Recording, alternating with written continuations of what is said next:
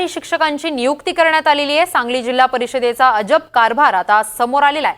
10 कन्नड शाळांमध्ये मराठी शिक्षकांची नियुक्ती करण्यात आलेली आहे। पवित्र पोर्टलद्वारे शिक्षकांची नियुक्ती करण्यात आलेली आहे। कन्नड शाळेमध्ये मराठी माध्यमाच्या शिक्षकांची नियुक्ती सांगली जिल्हा परिषदेचा हा अजब कारभार आता समोर आलेला आहे। जत तालुक्यातील 10 कन्नड शाळांमध्ये 11 मराठी माध्यमाच्या शिक्षकांची पवित्र पोर्टलद्वारे करण्यात आलेली आहे नियुक्ती।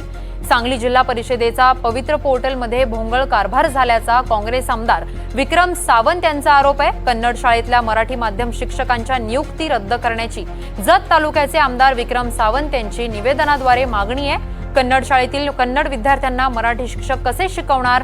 आमदार सावंत यांनी हा सवाल विचारलेला आहे। जिल्हा परिषदेच्या भोंगळ कारभारामुळे कन्नड विद्यार्थ्यांचं नुकसान होण्याची चिंता व्यक्त केली जाते। जत तालुक्यातल्या कर्नाटक सीमेवर राज्य सरकारच्या 132 शाळा आहेत।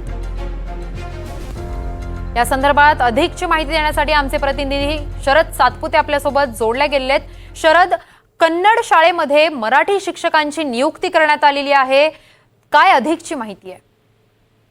किरण, या निमित्तानं जिल्हा परिषदेच्या शिक्षण विभागाचा भोंगळ कारभार समोर आलेला आहे। कन्नड शाळेमध्ये मराठी माध्यमांच्या शिक्षकांची नियुक्ती ही पवित्र पोर्टलच्या माध्यमातून करण्यात आली आहे।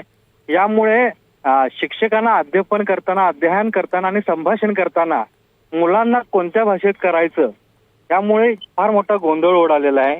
जत तालुक्यात 132 शाळा आहेत, पण 10 कन्नड शाळांमध्ये 11 मराठी माध्यमाच्या शिक्षकांमध्ये 11 शिक्षकांची ही नियुक्ती करण्यात आलेली आहे। यामुळे हा प्रकार समोर आलेला आहे। या जिल्हा परिषदेच्या शिक्षण विभागाचा भोंगळ कारभार त्यामुळे पुन्हा एकदा समोर आलेला आहे। किरण, अगदीच धन्यवाद शरद, तुम्ही दिलेल्या सविस्तर माहितीसाठी।